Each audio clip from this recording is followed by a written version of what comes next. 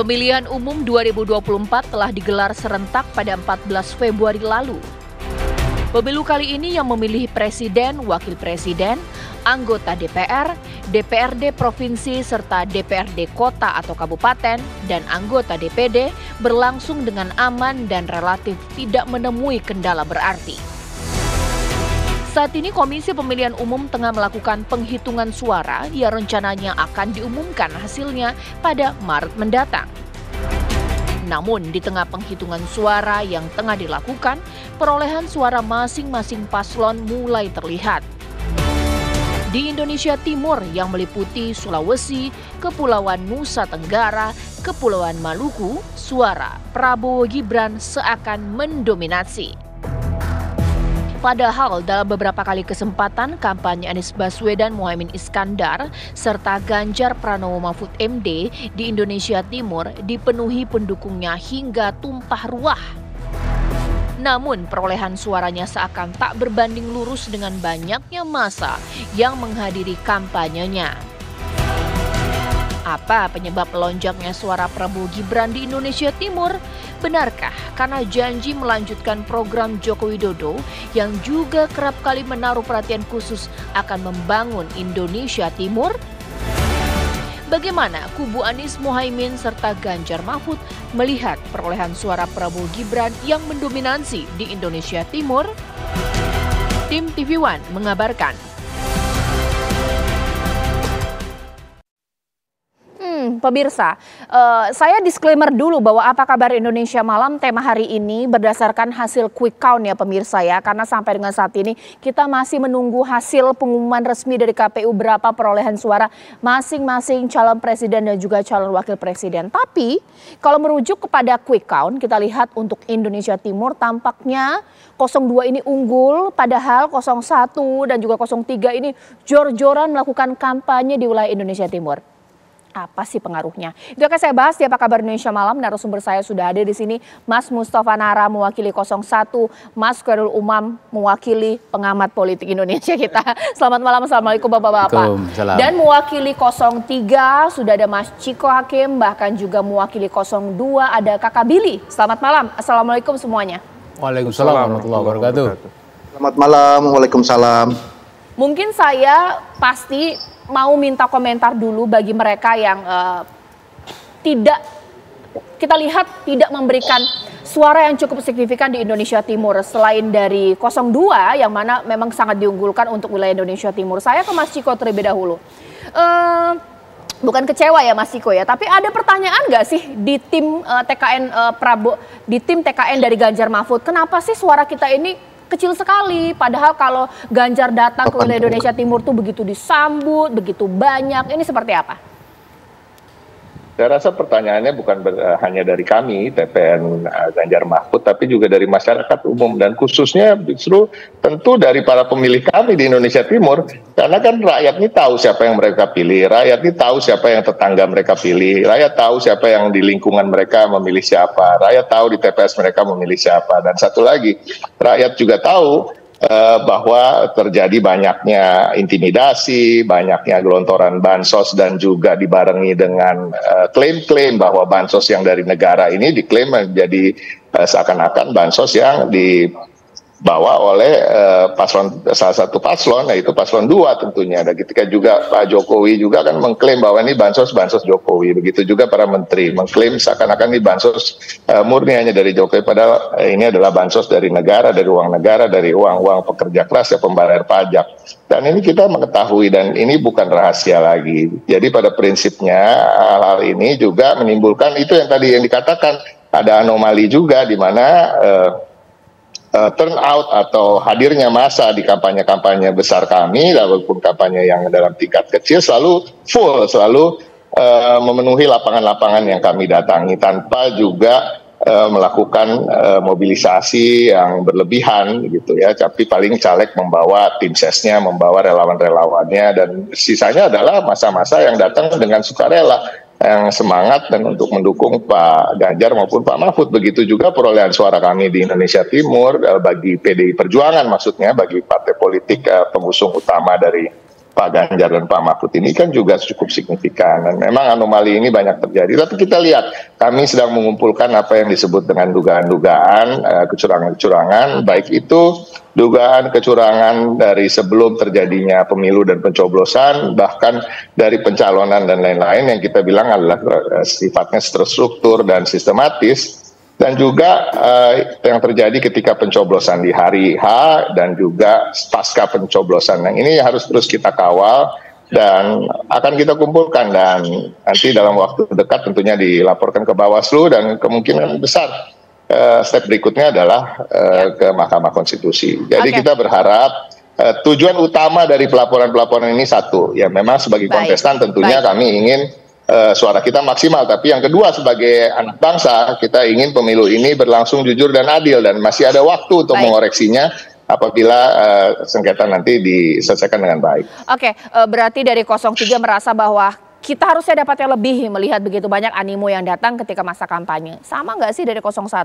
Kita harus lebih banyak dari ini dong, dari quick count. Kok kita kalah di Indonesia Timur, bagaimana? Persoalan kita itu sekarang bukan soal jumlah ya, tapi marwah demokrasi. Bayangkan hampir 50% ya, setiap TPS itu ada salah satu paslon yang melewati 50% suara dari yang lain. Jadi maksudnya dia melebihi 50% suara yang didapat dari yang lain-lain dibanding 01, 03. Jadi maksud saya begini, kita sekarang ini bukan soal mempersoalkan kita menang atau kalah, tetapi kita malu.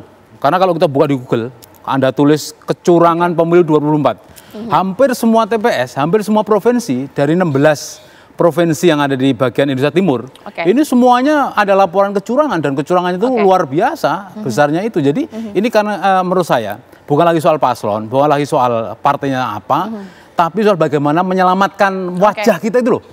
Buruk sekali Mbak, buruk sekali. Kita malu. Pemilu, saya itu 3 kali pemilu terlibat langsung menjadi tim ses hampir semua yang terlibat saat ini, dan ini paling brutal yang ada. Jadi kita lagi bukan soal ingin lebih, ingin menang, kalah malu enggak, bukan. Ini soal marwah. Jadi kita mempertahankan marwah atau membangun marwah capek-capek bertahun-tahun, ternyata juga enggak meningkat-meningkat, membuat kita itu drop istilahnya itu. Demokrasi rendah jadinya kita itu. Kalau kecurangan pemilu memang akan ada ranahnya lain nanti untuk melaporkan, dan memang saya berharap bahwa kita sedikit move on untuk melihat sebenarnya apa program-program yang dijual oleh masing-masing tim dari Capres dan juga Copres. Sekarang saya ingin ke Kakak Billy, sebenarnya apa sih yang ditawarkan dari 02? Kok banyak sekali suara-suara di Indonesia Timur ini memilih 02? Apakah karena memang ingin melanjutkan program Presiden Jokowi, atau jangan-jangan ada kebaruan lain, seperti apa Kakak Billy? Kita bisa melihat ya, angka paling tinggi itu dari Sulawesi Utara 70% lebih. Kemudian disusul Kalimantan Tengah, lalu Papua Selatan itu 70% lebih juga. Dan seluruh wilayah Papua itu di atas 60%. Dan kalau melihat animo yang terjadi pada saat kampanye, saya juga melihat langsung gitu, seperti kampanye Pak Prabowo di Sulawesi Utara itu bukan hanya pada saat kampanye orang sampai turun, bahkan hujan-hujanan Pak Prabowo naik panggung, masyarakat nggak mau pulang. Tetapi pada saat kemenangan real quick count, itu juga masyarakat tumpah turun ke kota-kota juga di Papua. Itu sampai macet. Jadi kemeriahan bukan hanya pada saat sebelum pemilu saat kampanye, tetapi pasca quick count itu juga masyarakat sudah merayakan kemenangan tersebut. Nah, kalau ditanyakan kenapa nih, kalau kita lihat ya beberapa indikator-indikator pembangunan Trans Papua semenjak pemerintahan Jokowi itu terhubung hampir 100%. Sebelumnya itu kalau kita mau jalan, bahkan di kampung saya sendiri, saya kebetulan dari Papua, di kampung saya sendiri itu saya sampai SMA itu nggak ada listrik. Di rumah saya ya, di SMP itu memang sekitar rumah ada listrik tapi tidak berimbang. Di rumah kami nggak ada, dan banyak yang nggak ada juga. Jalan juga nggak terhubung. Semenjak pemerintahan Pak Jokowi, jalan terhubung kanan kiri. Trans Papua hampir mencapai angka 100%. Kemudian kalau kita melihat penetrasi internet di Nusa Tenggara Timur dan di Papua itu sudah meningkat di atas 90%. Bahkan Nusa Tenggara Timur, Nusa Tenggara Barat itu sampai 70% lebih angka penetrasi internetnya. Ini berdasarkan data APJI. Sebelumnya itu di bawah 50%. Kita mau koneksi internet, mau belajar aja itu nggak ada. Sekarang di kampung saya itu udah 4G, kita mau akses internet mudah sekali. Dan angka indeks pembangunan manusia IPM waktu Pak Jokowi pertama kali menjabat di 2013 itu angkanya 52. Sekarang itu mencapai angka 62, IPM-nya naik pesat, indeks pembangunan manusia. Jadi ketika masyarakat bertanya nih, dari Capres 01, 02, 03 di Indonesia Timur, siapa sih yang membawa narasi keberlanjutan atas hal-hal baik yang kami sudah rasakan, itu tentunya muncul 02, paslon 02. Dan ketika mereka berdua turun ke Papua itu, Pak Prabowo saya hitung di 2023 itu 2 kali turun ke Papua, dan ke Nusa Tenggara Timur itu 2 kali juga. Dan bahkan di Papua itu Prabowo membagikan hampir 1.270 unit motor buat TNI Polri dan meresmikan rumah sakit. Dan di bulan Maret Pak Prabowo juga meresmikan sebuah pusat pelatihan dan lahan pertanian. Nah, ini tuh ketika Pak Prabowo mau turun itu disambut meriah sekali. Jadi sudah no wonder ketika kemudian beliau mengusung narasi keberlanjutan, masyarakat Indonesia Timur bilang ini presiden dan calon presiden yang mau kita usung gitu. Mas Umam, kurang lebih. apakah seperti itu sudah tidak terbantahkan lagi presiden yang paling memperhatikan wilayah Indonesia Timur Pak Jokowi dan sumbangsinya dapat di 02 karena mereka menjanjikan, paling menjanjikan, begitukah? Ya, tentu judgement bisa dibangun ya, tetapi kemudian di saat yang sama tentu ada faktor-faktor lain yang kemudian berdampak secara elektoral. Karena bagaimanapun juga Indonesia Timur itu salah satu basis terkuat dari PDIP. Kalau misal kita menggunakan teori straight ticket voting, maka kemudian basis dari kekuatan itu harusnya mengalirnya ke kubu 03, yaitu Mas Ganjar dan juga Pak Mahfud. Tetapi kemudian pertanyaannya mengapa tidak terjadi? Nah, kalau misal kita cermati, merespon misalnya tadi yang disampaikan oleh Mas Ciko, kemudian Pak Nara, memang diakui atau tidak ada faktor strategis yang kemudian berpengaruh, terutama terkait dengan infrastruktur pemenangan. Praktis kalau misal kita cermati data dari Kemendagri, itu ada sekitar 11 dari 20 atau 21 gubernur yang diganti di sana, dan penunjukan tentu berdasarkan pada keputusan Kemendagri. Dan kemudian praktis ada sekitar 40-an wali kota atau bupati. Diakui atau tidak, kalau misal kemudian mengharapkan para penjabat kepala daerah itu betul-betul netral dalam arti konteks 100% netral, rasanya too good to be true. Mungkin itu iya, tetapi di saat yang sama tentu ada pengaruhnya. Tetapi di saat yang sama Mbak, ada beberapa faktor lain yang barangkali juga cukup berpengaruh. Misalnya, Indonesia Timur selama ini itu digarap oleh PDIP.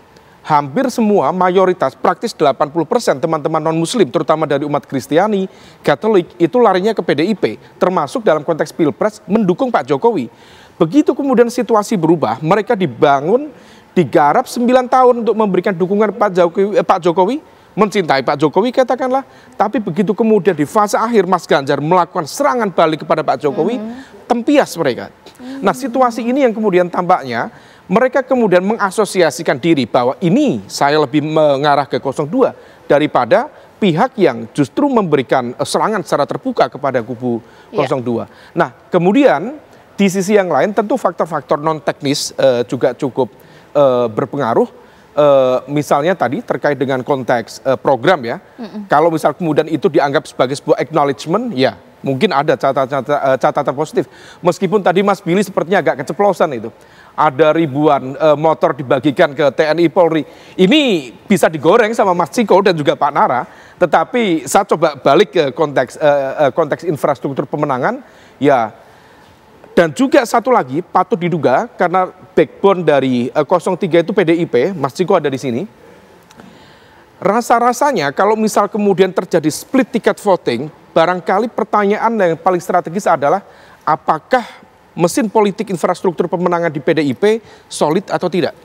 Mungkin situasi di Indonesia Timur agak sama dengan di Jawa Tengah. Jawa Tengah itu basis menguasai PDIP menguasai 28 dari 35 kabupaten kota di Jawa Tengah. Pak Ganjar gubernur 2 periode, tetapi harus berpuas diri dengan 30%. Indonesia Timur rasanya agak mirip. Nah, artinya terjadi split ticket voting ini yang kemudian menjadi pertanyaan, apakah benar PDIP dalam konteks ini solid untuk memberikan dukungan 03 atau tidak? Mas Ciko nanti akan jawab, apa jangan-jangan kader PDIP di Indonesia Timur untuk pileknya memenangkan diri sendiri, untuk pilpresnya bolehlah bisik-bisik, ya udahlah ke Pak Prabowo aja karena cintanya kepada Pak Jokowi. Sesaat lagi di Apa Kabar Indonesia Malam.